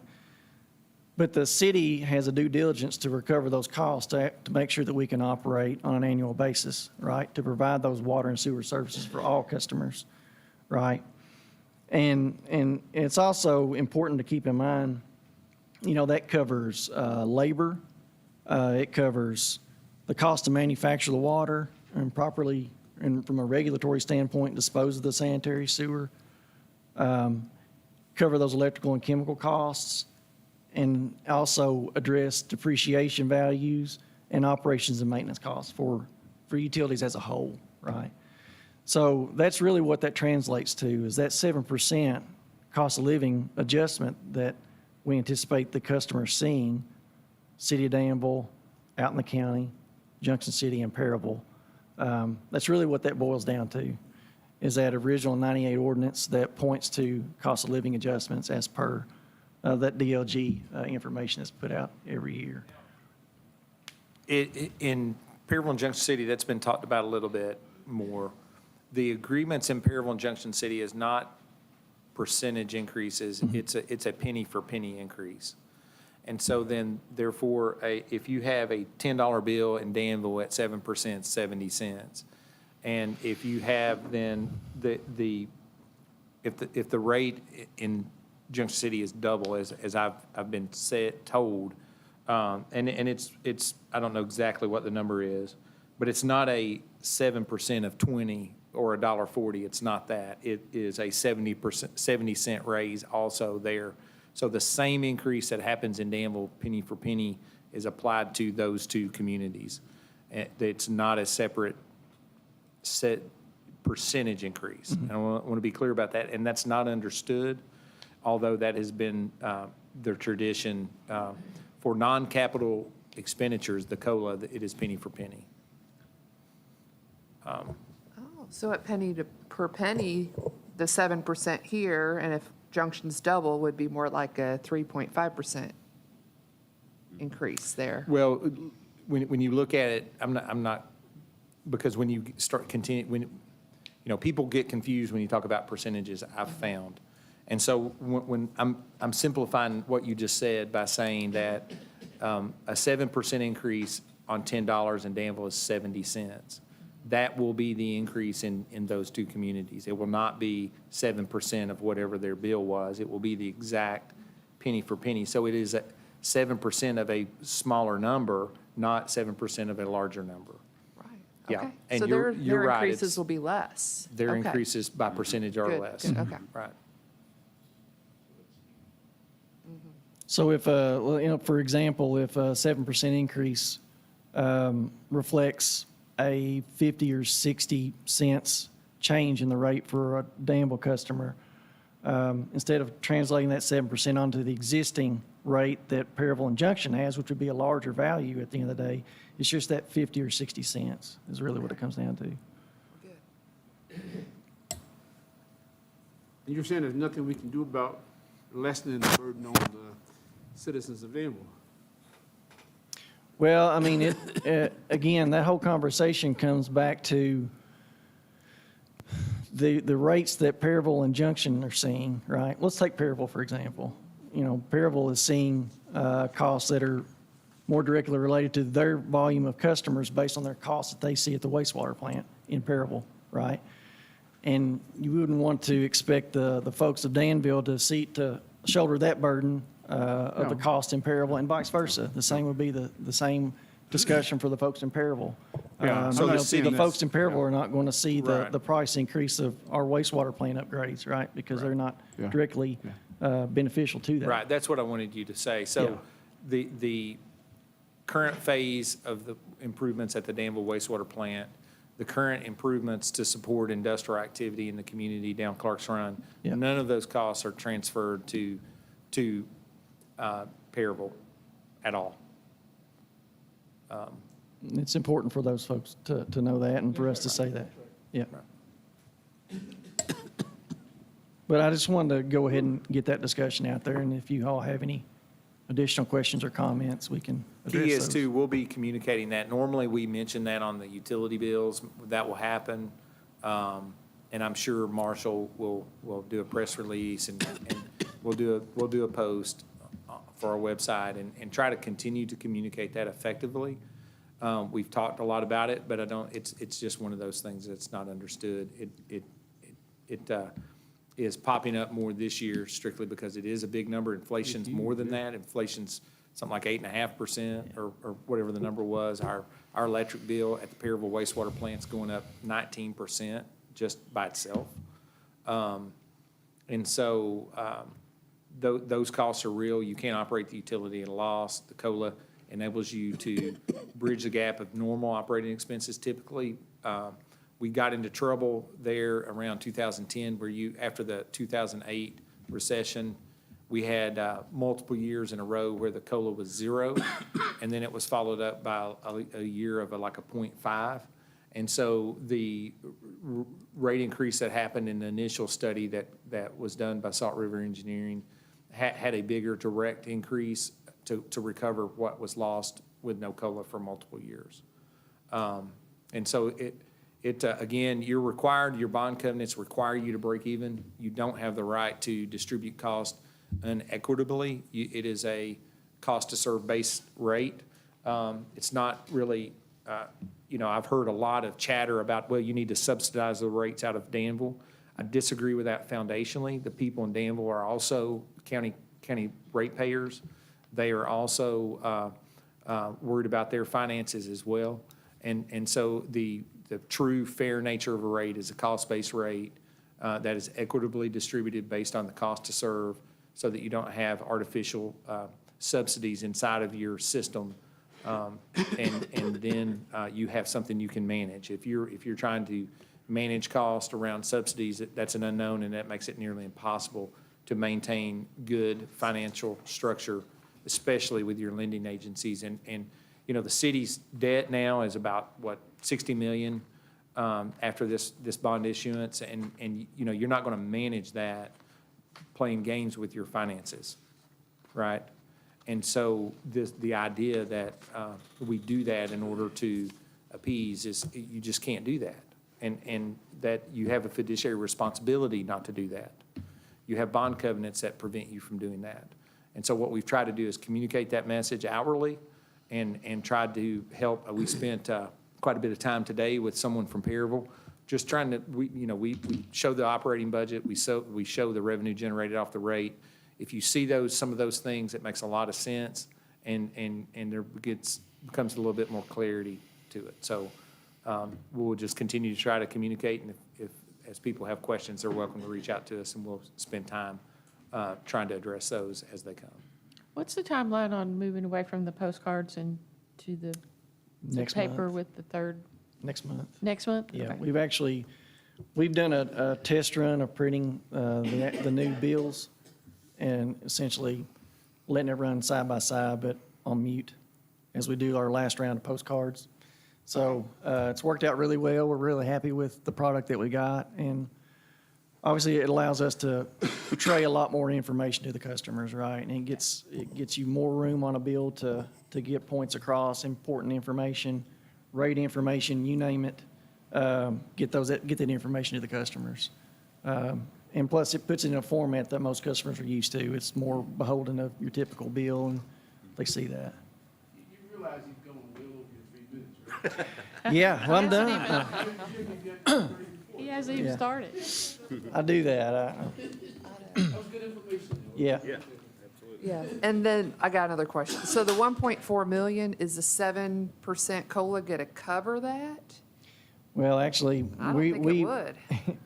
we've actually had to go back and reduce a lot of our budget just to meet the threshold that we need to Okay. meet that 6%.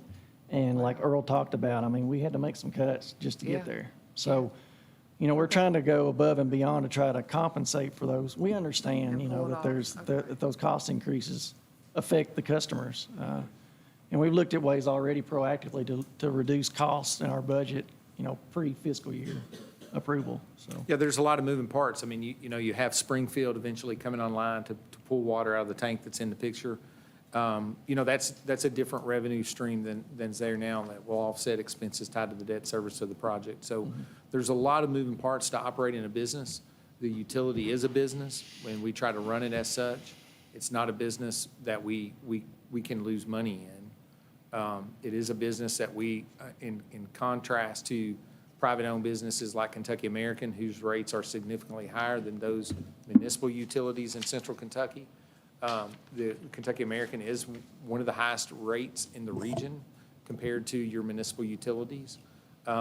We don't charge those rates of returns that those private businesses do. We operate at the benefit of the customer because the customer owns us, and we operate it on a break-even basis. And so we respect what Marshall's done since he's taken over.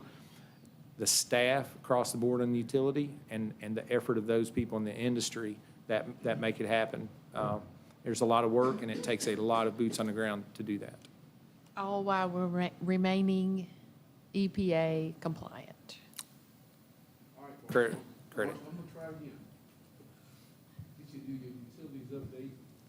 Just all these other sidebars, just make them correct. Okay, I'll do it. I've got a lot of ground to cover, so I'll keep it short and sweet. One thing I wanted to touch on were some of the current projects that we have going on, which you all are pretty intimately familiar with. You got the Apparel Road Booster Pump Station. That's the $2.9 million project. We're about 86% completion on that. We've installed HVAC, permanent access roads, interior electric in some of the buildings. If you've heard me talk ad nauseum about some of the delays that we've seen on the projects, we're getting some of those items in now, which is good. Getting them in is one part of the conversation. Getting them all tied in and working under the same brain is a whole other ballgame. So there has to be some testing and calibrations that go through that too. So we're still a couple months out of getting that finished up. Apparel Road Phase 2, that was a water line project that parallels Apparel Road from outside of town out to the Tuggle Road area. That project is now complete. The wastewater treatment plant Phase 1, of course, that's a large budget project. We're about 56% completed on that. We got the control building. Currently, we're framing the upper walls on the top of the poured wall foundation, south retaining walls. We've got the electric buildings up. We're getting the HVAC included in those. Solids dewatering buildings, effluent flow meters, water line installation. And we got deliveries coming up from July through January and maybe even beyond in January for some of our critical items like our UV system and motor control center. That motor control center essentially is the brains of the operation. So everything is all great and wonderful to have all these new toys out there, but they have to be able to operate and it function logically, and that's what that motor control center does. So really, you don't have a lot going on until you have that motor control center in place. So that becomes schedule critical, right? Kate Drive, Corporate Drive water line. You all have heard me talk about this. This is from Kate Drive all the way over to Corporate through the Megget property, directly adjacent to the Megget property. That project is now complete. We were on a pretty strict time schedule to get that done. Megget was on a time crunch themselves, looking to get up and running. With that understanding, we were really proactive in delivering this project, and we delivered it actually a little over a month ahead of schedule to meet their time frame. So they're excited to have that water available to them. So it worked out really well for both parties. This is 11 Road Clarkson Sewer Project. You all are familiar, this parallels Lebanon Road. There's a lot of activity out there around Enterprise Drive, around the bypass right now. Folks that drive through there see a lot of heavy machinery doing a lot of digging, a lot of rock moving around, of materials. And I wanted to focus on that just for a brief second. The contractor that's doing the work, he has a sub. Their contractors out of Pulaski County. They actually are initializing this Vermeer Axis machine that is a laser-guided boring machine, right? There's only like 3 of these in the nation, and there's only like 6 in the world, is what I've been told, right? So I'm putting it out there because I'm just trying to impart on the folks listening at home that, when it comes to something that is important as, large capacity sewer to help economic development and help our customers, we even have contractors that are willing to go above and beyond to provide those services for those folks. And this is super critical in a situation like this because this is large diameter sewer, but you're running for really long spans, right? So it has to be on grade. Well, it's minimal grade. So when you're boring, a 36-inch steel encasement pipe under something as large as the bypass, you have to be really precise on both sides of that. Not only that, that's only one of like 4 bores that we have to go through. So all that has to be married together, and all that has to function as a project, and it has to be maintained very accurately.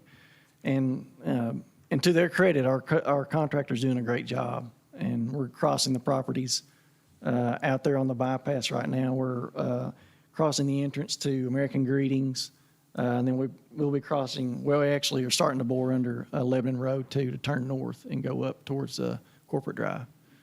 So just some pretty cool stuff. And then we did some temporary sanitary sewer work along at Megget earlier on to go ahead and tie them in, at least in the temporary interim, to get them under sewer so they can go ahead again, continue their operations for their Phase 3 expansion, and we beat that schedule by over a month as well. So that they were appreciative of that. These are just some upcoming projects in the future as funding becomes available. Apparel Road Phase 3 project is currently in final design. As you all are aware of, this is a pretty large project through Paravel to get from our existing project at Tuggle Road east to west through Paravel to get on the other side of Perryville and connect ultimately to this Springfield interconnection project that Springfield Water has received funding for. That particular project as well is currently in final design through Bell Engineering in Springfield. So we're coordinating all those efforts kind of simultaneously to make sure that everybody's on the up and up with schedules and working through all those processes with Springfield as well. This was a project that Earl just talked about briefly earlier about revenue. So it's important that we get that up and running. This is a Spears Creek sewer pump station. We've pursued some grant opportunities on this one. Hopefully in the future we'll hear some information about that in the future. It's currently in final design. As you all are aware, this essentially handles a lot of the flow sanitary sewer-wise on the west side of Danville.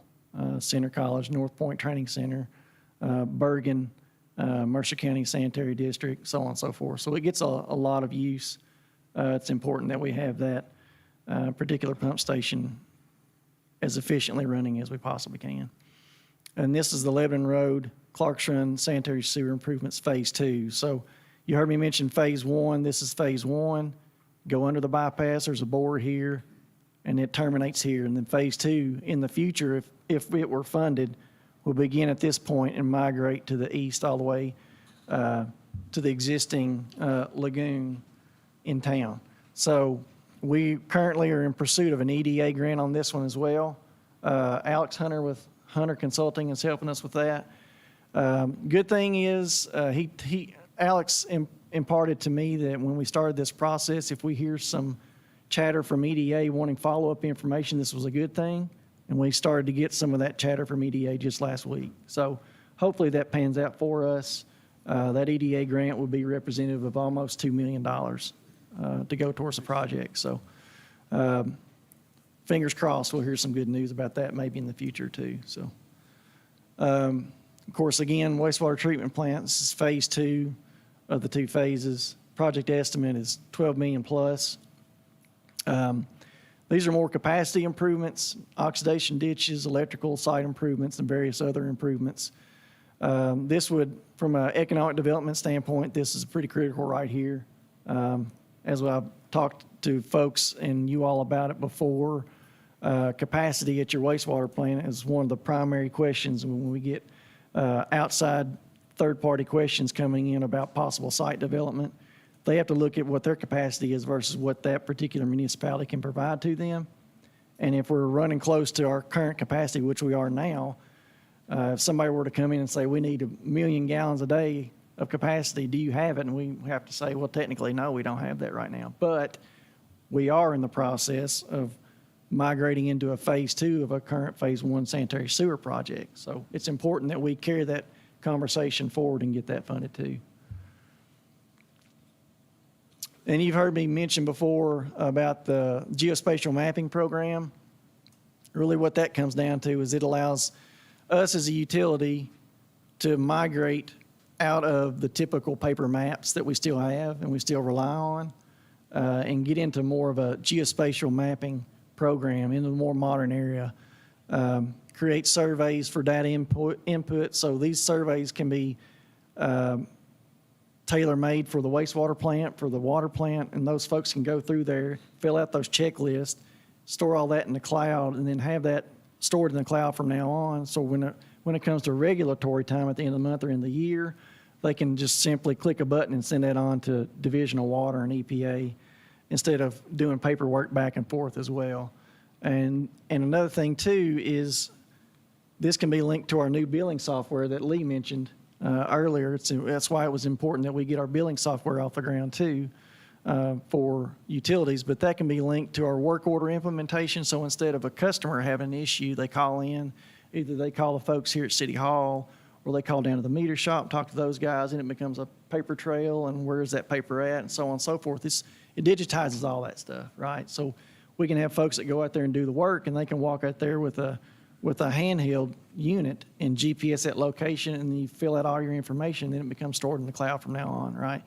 So then it becomes a transactional email conversation instead of a paper trail that can get lost. We all know that, right? But we feel like we're in the modern era, like we need to get there, right? And we're taking the proper steps to do that. And we've got partners, again, our folks with the fire department as well. This is just I took this as an example to show you guys. You can craft these dashboards to each user if you want to do that. This is a particular dashboard that's on my computer for Danville hydrants. So as you can see, these are all the hydrants in Danville, Perryville, Junction. And as the guys are going around town and flushing these hydrants and doing maintenance assumptions on them and documenting all that information, those get turned green as they go through there, and it gets geospatially relocated. And then over here for each hydrant, they can fill out whatever kind of information they think is imperative, right? So then you can click on any of these, and it'll populate this over here and give you all the notes that are imperative for that particular hydrant, right? Maybe that hydrant needs additional turns to function. Maybe it feels like it's going out of service, and we make note of that and put that on the list to be replaced in the coming years, right? So it's little things like that this can go a long way to not only modernizing and digitizing what we have, but be able to, from a regulatory standpoint, when it comes to water loss and you name it, it allows the city to be more reactive to that, right? Let me say this real quick too. When you look at that paperwork. screen, we used to try to track that information using spreadsheets. Fire department did a great job, didn't you, Doug? Yeah, handwriting notes and all that, and that was all fine and good. When Lee is discussing our financial software, the leap that we're trying to make in our financial software and billing is similar.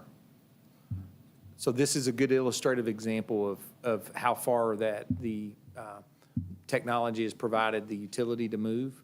And the same thing will be with our finances, just a sidebar. Sorry, Mr. Atkins. Took more time. And I won't go through all these, obviously. This is the last slide, I promise. But additional initiatives that we have going on, More training for our folks. Safety is imperative, at least for me and a lot of our managers. It's important that we get the proper safety and training on an annual basis. We've got the new billing software. Customer satisfaction, obviously, is also critical for us, hence a lot of the technological advancements that we've had. That will help us be better stewards of our utility, right? And better users of the funds that go into that utility from our customer base.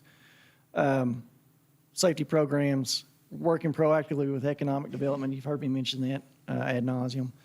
Operational initiatives, monthly work status reporting, that's important too from a regulatory standpoint.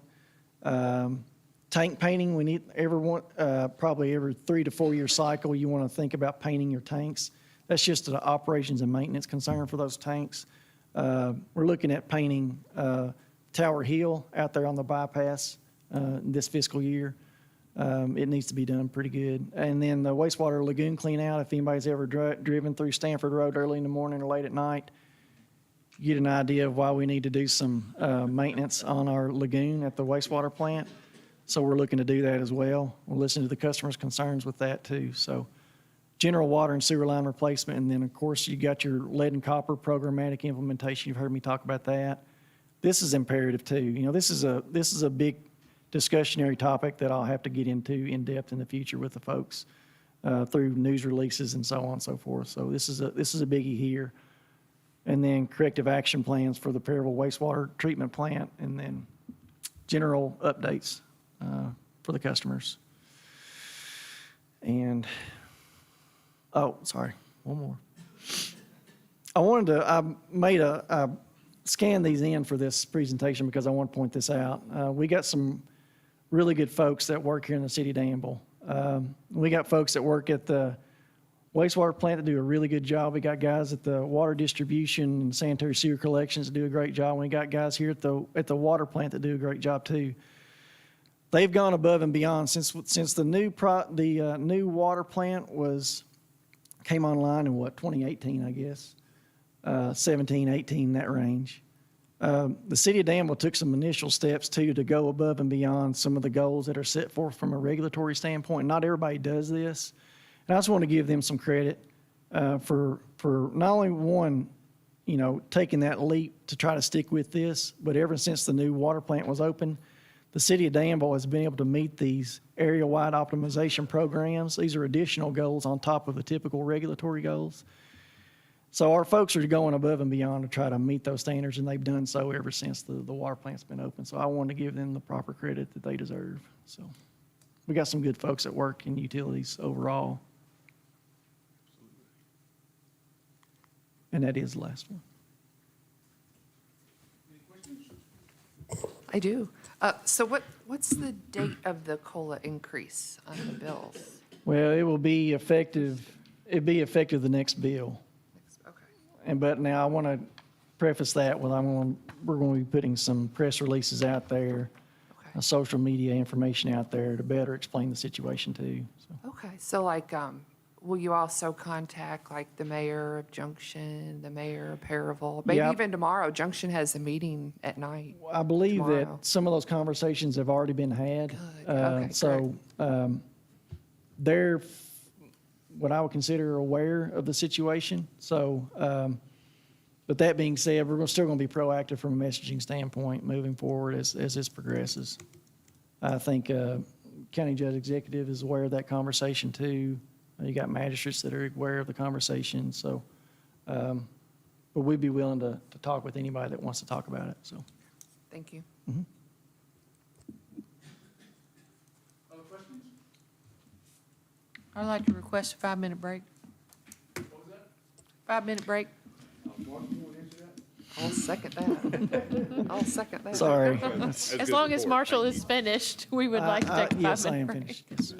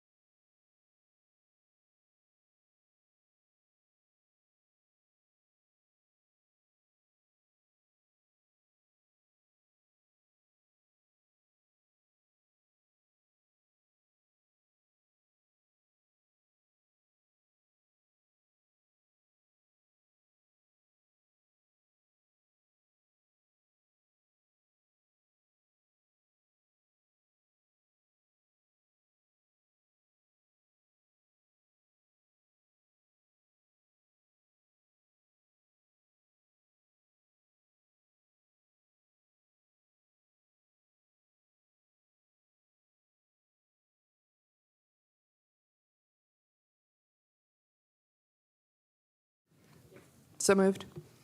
Can we get a second over there? Okay, we're back in regular session. Item number 11, downtown streetscape update. Mr. Coffey is going to do that for Josh. Thank you. Real quick, we will note Josh will be installing a weekly update on the website that outlines, we tried to include a simple graphic at the end of his post that demonstrates where the work will be ongoing that week. Kind of a what to expect post. We'd draw your attention to that as time passes. If you have any questions or if someone approaches you, feel free to spread the word by steering them that direction. Josh will be working diligently to communicate with the Heart of Danville as a mouthpiece also for downtown.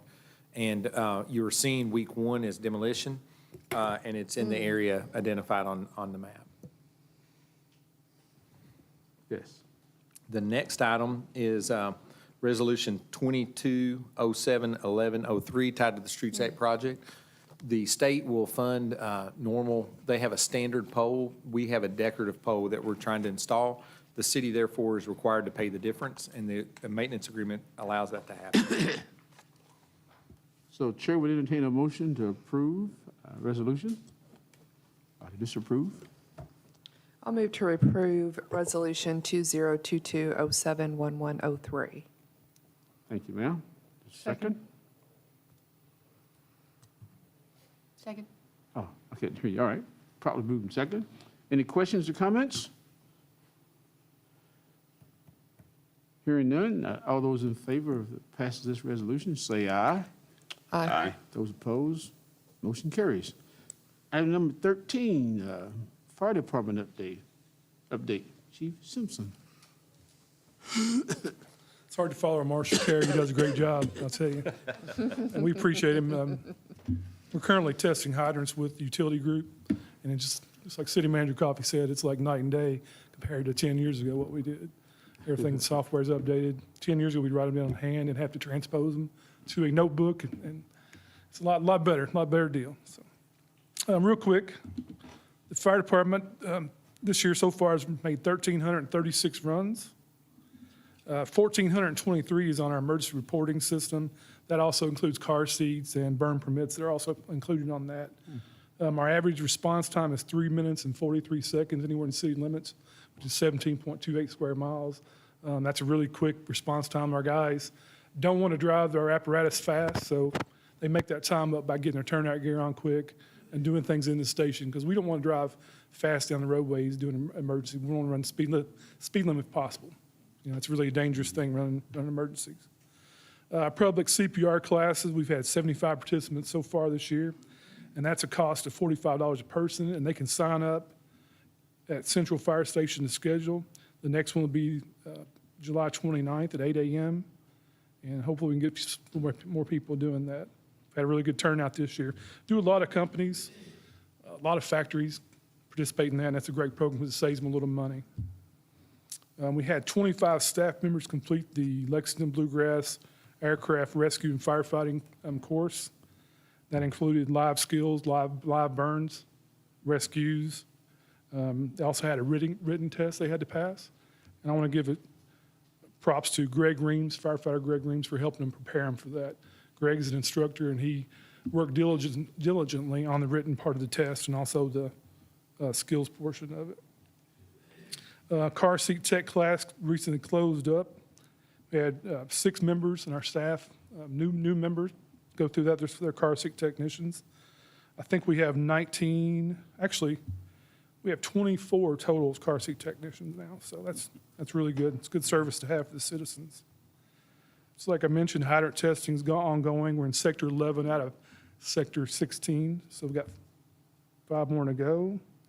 That's not including Junction and Perryville City. We have not done those yet. Those have to be tested on overtime, so we can't do those on duty because we don't want to leave the city.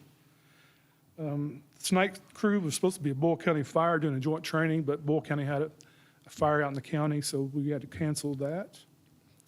As far as the new station goes, the punch list is started and clean up. Hopefully we can start moving some furniture in maybe next week or so once they get everything cleaned up. They're doing a good job. Station looks fantastic. We're really excited to get in there. It's going to be awesome. Talking about the Haven baby box real quick. I got all these, kind of sweating, got all these clothes on here. We did look into the Haven baby box, but it was not part of the programming for the new fire station. So that's why it wasn't implemented in the programming. They're about $10,000, and they have to be recessed into the wall. So it's something we're going to talk about. There is a need here in the city for one, but we don't know where it needs to be. But we can talk about it at some point, maybe getting one for the new fire station at some point, or an alternate location. But it is a good thing. It's a good idea to get one. I think we need one. I think there's only 9 fire departments in the state to have one. Most of them are in Louisville, so there needs to be something going on here as well. Yeah, the concern I would have is no one being at the station for extended period of time, which happens from time to time. And so that would be something I don't know how we would reconcile. It's something we need to look into. Yeah, I think it's but a good thing. But we do need to look at it. Yeah. I'm sorry. I wonder if there is some sort of alarm system on it when it is used. They do have alarms on them. Yeah, yeah. There's also some informational packets inside of them, and it's anonymous, of course. So it's something we'll look into. Yeah, I think Maybe we should there's consider it. Maybe there's an outside box that we can get. The only ones I've ever seen are integrated into the building. So I'll do some research on it. I'll be some grant monies out there too. Yeah, there may be. Yeah. A lot of them are donation boxes. Yeah. They get donations from the community to put those boxes in. So something we can look in as well. August 26th is our dedication for the grand opening of the new fire station, the dedication ceremony. It'll start at 11 o'clock. And at 12 o'clock, we'll start public tours, so the public can come in and tour the building that day as well. And hopefully have a good turnout for that. The planning's gone really well. Heidi Lowry and Ashley and them have done a really good job doing some planning for it, but we're still in the works with it and got a little ways to go. So that's really about all I have. Any questions? Good report. Thank you for the commission and Randy Boyd and Earl for doing all the work on the compensation second-year plan. We really appreciate the support, and I know our staff appreciates you guys. Thank you. We appreciate you all. Thanks.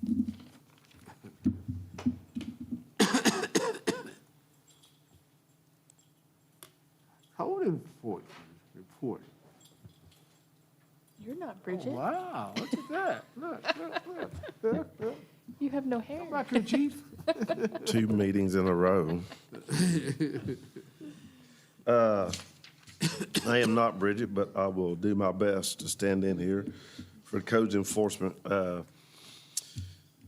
Codes has been busy. The 50 business licenses were issued in the month of June. They handled about 118 inspections and complaints, issued 57 parking citations, 23 liens were placed, and 1 lien was recovered. I did talk to Mr. Reeves about his issue. I spent about 45 minutes on the phone with him. I did talk to him about that we would check on that due process of that procedure. But, that's where we're at on that. And those issues happen sometimes. Did have an officer go by there and check on the Butler Drive that those people were talking about a few minutes ago. He didn't see any issues right then and there. I do have a phone number, and a lot of times some of that stuff is time, different times of the day, and just trying to catch that. But we did go out there and check that, and at this time, he didn't see the van parked there, or, but I'll look at it too this evening sometime. That's about all I've got for the codes part of it. Any questions? Nope. Thank you, Chief. No. All right. The next item is that Stephen can help me and Earl can help me a little bit with this. We did some minor adjustments to the noise ordinance, and this is the second reading of the noise ordinance. And we would just ask for your action to be taken on that.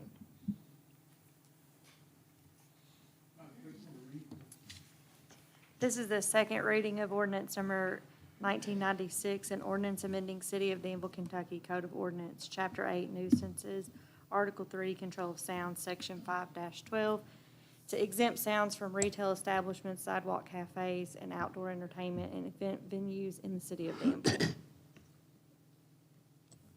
I'll move for approval of ordinance number 1996. Second. Mr. Dexter, is there any comments from you or the city manager? No, I would just remind you that the changes occurred starting on page 6 under exempt noises, and that was a new category exempting noises from retail establishments in 10, and then in 11, noises related to sidewalk, cafe, and outdoor dining areas, and in 12, private outdoor entertainment and event venues. And then there was also a minor change in section 847, and that was about permitting for entertainment. The permitting requirement has been removed. It says you can only have 4 a year in reoccurring events, and so that would now be an unlimited number. Good.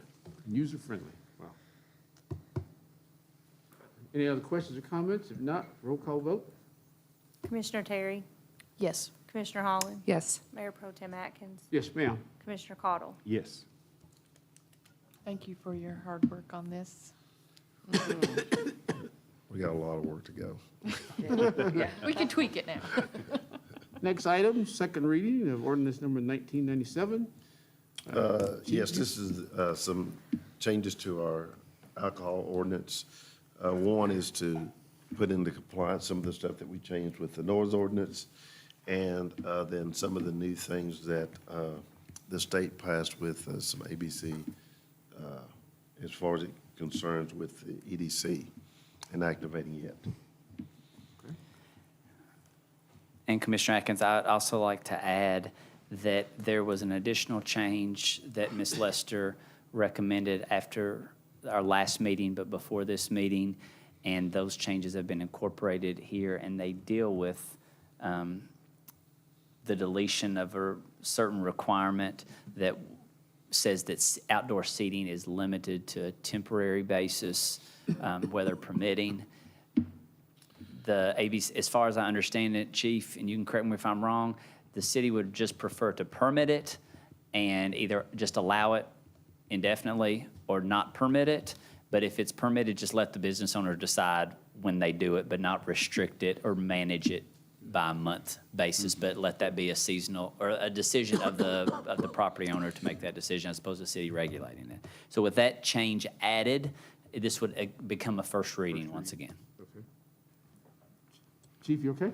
Yes, what it does is, it's like, say you got some good days in October or November. Under the old thing, it limited, you couldn't have it during that time, but say you had some nice weather in October, like Oktoberfest or something like that, then they could go on. So it was a seasonal conditioning in the old ordinance, so we just took that out. Good. So, Madam Clerk, that was the first reading. This is the first reading of ordinance number 1997, and ordinance amending City of Danville Code of Ordinances, Chapter 2.5, Alcoholic Beverages, Article 6, Conditions, Prohibitions, and Restrictions, and Article 14, Patio and Outdoor Sales. Should I entertain a different motion now? Motion and a second? I move for approval of the first reading of ordinance 1997. Second. All right. Roll call vote? Commissioner Holland? Yes. Mayor Pro Tem Atkins? Yes, ma'am. Commissioner Cottle? Yes. Commissioner Terry? Yes. Thank you, Chief. Yeah. Thank you, Chief. We do have a brief executive session What's that? What? for personnel. Chair would like to entertain a motion to, oh, you said go into executive session, didn't you? Whew. Okay. Anybody want to make a motion to go into executive session? Personnel? Personnel? I'll do it. I move that we go into executive session to discuss personnel matters pursuant to KRS 61-810-1F.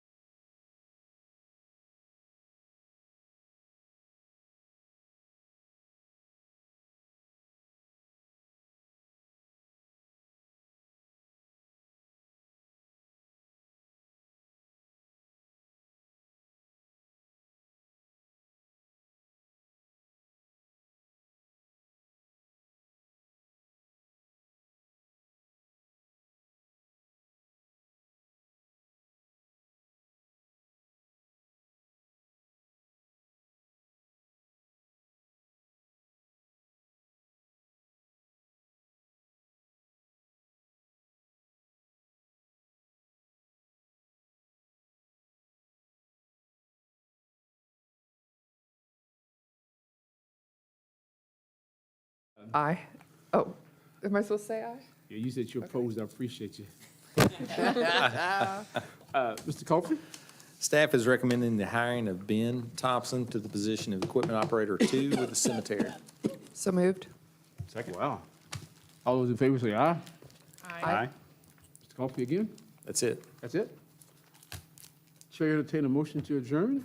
I'll move to adjourn. Second. All those in favor say aye. Aye. Those opposed, say aye again. Not gonna trick me. Those opposed, say it on your way out. I can't.